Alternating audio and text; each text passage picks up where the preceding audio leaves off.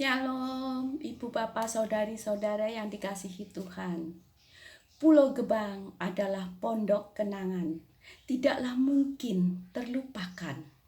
Ibu Bapak yang dikasihi Tuhan, ketika saya merenungkan dari Wahyu 3 ayat 5, ya, di sana dikatakan, barang siapa menang, ia akan dikenakan baju putih yang demikian.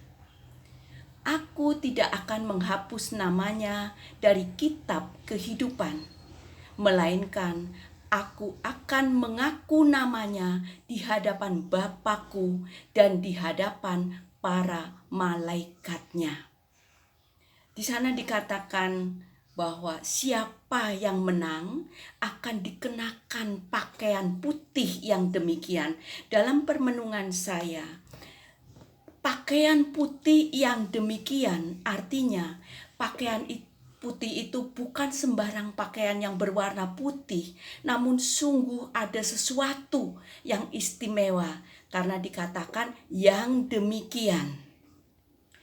Lalu di sana Tuhan juga mengatakan Dia tidak akan menghapus namanya, ya, yang dipakaikan pakaian putih tidak akan dihapus namanya dari kitab kehidupan. Dan Dia juga akan mengaku, Tuhan akan mengaku namanya di hadapan Bapaknya dan di hadapan para malaikatnya. Sungguh luar biasa. Ini saya merasakan bagaimana penyertaan Tuhan yang tidak pernah habis-habisnya. Ya. Kejadiannya tahun 1992, tepat pada hari Sabtu Fijili, ya, tahun 1992 Sabtu Fijili. Pada malam Paskah itu, ya, saya memang beberapa hari sebelumnya kan sudah diminta untuk ikut kur malam Paskah, padahal saya kan nggak bisa nyanyi, dan tentunya kalau ikut kur juga yang penting pakaiannya sama gitu ya, dan saya nggak boleh ikut nyanyi. Puji Tuhan, masih boleh diikut sertakan di dalam barisan kur walaupun nggak menyanyi ya. Namun yang sungguh saya katakan tadi, penyertaan Tuhan itu luar biasa. Dan di sini dikatakan pakaian putih yang demikian. Saya merasakan pakaian putih malam itu yang saya kenakan adalah sungguh-sungguh yang berasal dari Tuhan. Jadi sebelum kejadian malam Fijili ini, ya, saya kan mengalami sakit,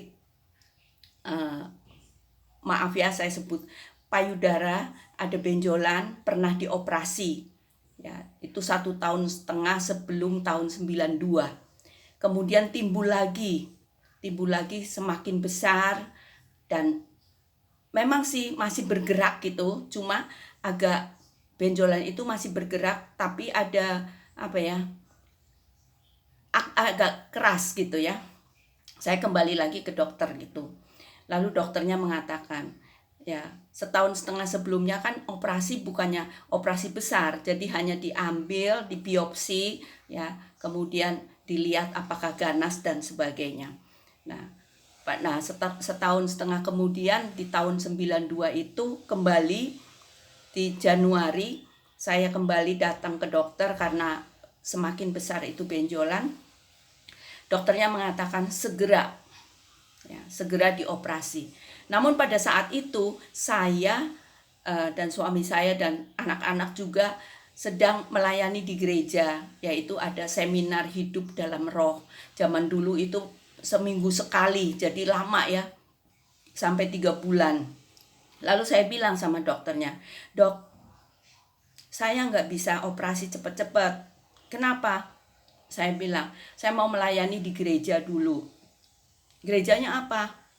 Ya, mohon maaf saya sebutkan juga ya, dokternya itu Muslim, dokternya baik. Beliau itu menantunya Bapak Rosihan Anwar, ya. Jadi beliau bilang, gerejanya apa? Katolik. Saya bilang, Bu, cepat, ini nanti jadi ganas, katanya. Saya bilang, dok, kalau Tuhan menghendaki saya operasi, pasti operasi. Padahal terus terang ya saya mundur-mundur begitu selain mengharapkan mujizat Tuhan juga karena saya nggak punya uang untuk operasi gitu kan. Ya saya bawa dalam doa, saya pelayanan. Nah kemudian pada pelayanan seminar hidup baru dalam roh itu pas hari pencurahan Roh Kudus itu kan romonya bawa monstran keliling ya. Saya juga ingat wanita yang perdarahan. Jadi ketika romonya berkeliling begitu, saya kedut tuh jubahnya ya. Saya mungkin romonya nengok juga ini gila gitu kali ya. Tapi ya udahlah saya kedut aja. Nah romonya nengok. Saya percaya, saya yakin kalau saya harus operasi ya pastilah Tuhan yang menghendaki gitu ya. Akhirnya selesailah sudah itu seminarnya ya, seminar hidup baru dalam rohnya udah selesai. Saya kembali lagi ke dokter ya. Lalu di dalam perjalanan menuju ke dokter, saya bilang sama suami saya, nanti dokternya nggak bayar. Saya bilang betul, enak aja, kenal juga nggak, kata suami saya. Saya bilang gini, pokoknya gini ya, kalau dokternya nggak bayar, kamu harus beliin aku baju putih. Saya bilang begitu. Nah udahlah, datang ke dokter, diperiksa. Dokternya tanya saya, ibu mau operasi nggak? Saya senyum, saya bilang hilang ya dok ya. Dokternya geleng-geleng kepala, dan dia mengatakan, iman ibu yang menyembuhkan. Hilang bu, benjolannya nggak ada. Lalu saya bilang, bayarnya berapa dok? Nggak usah bayar. Dokternya bilang seperti itu, nggak usah bayar. Lalu saya keluar kan, saya bilang sama suami saya, ayo kita beli baju putih, beli baju putih. Suami saya diem aja, kedip.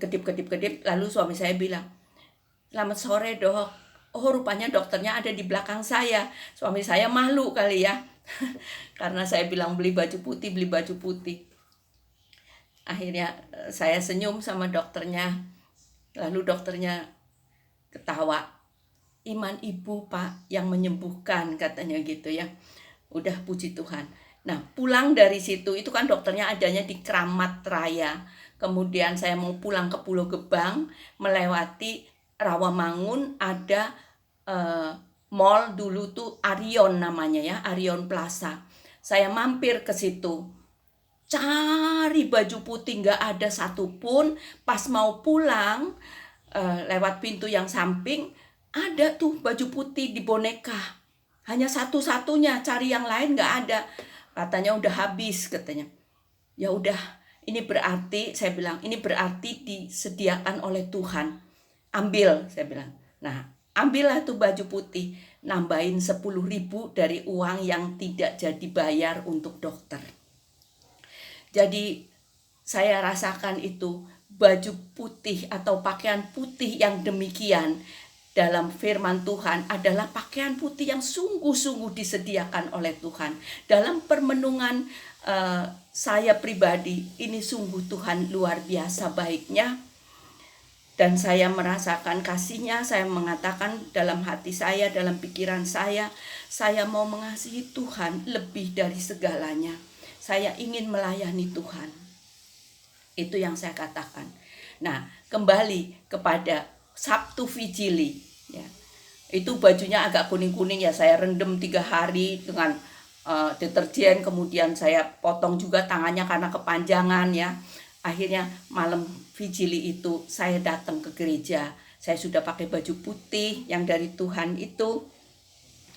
Kemudian ketika saya datang ke gereja masih agak belum ramai gitu ya, belum banyak umat.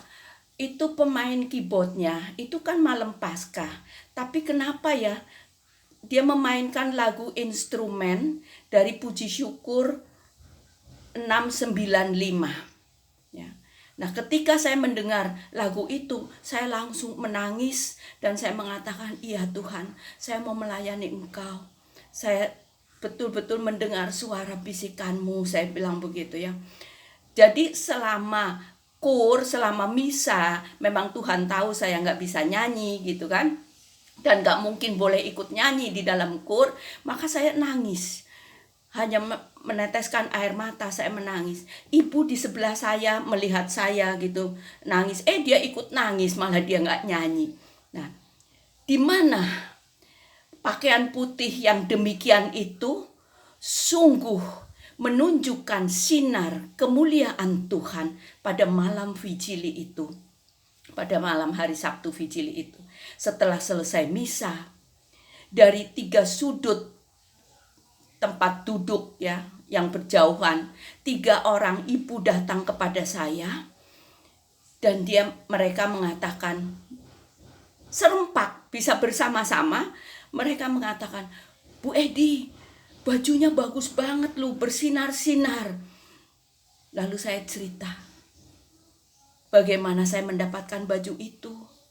Ya, akhirnya 3 ibu dan saya bersama ibu sebelah saya berlima menangis dengan sukacita pada malam Sabtu Vigili itu. Sungguh luar biasa, kemuliaan Tuhan, sinar Tuhan sungguh nampak pada malam Paskah. Luar biasa, kebangkitan Tuhan Yesus membawa kita mengalami sukacita yang luar biasa. Ya, jadi saya nggak takut lagi, dan saya sungguh-sungguh mempunyai satu komitmen, walaupun saya sudah tua, walaupun kemampuan saya hanya minim gitu ya, tapi saya ingin menyatakan, mewartakan apa yang Tuhan telah perbuat di dalam kehidupan saya. Apa sih instrumen lagu dari 695 yang dimainkan oleh organis itu?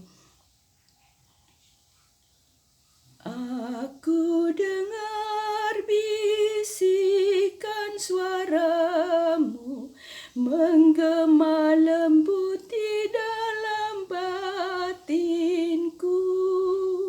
Sungguh engkau sahabatku, jikalau engkau mentaati perintahku. Pergilah dan sebarkanlah kabar sukacitaku sampai akhir zaman, aku sertamu. Terima kasih Tuhan, berkat-Mu, sukacitamu sungguh Kau nyatakan kepada kami semua, siapapun, dimanapun kami berada.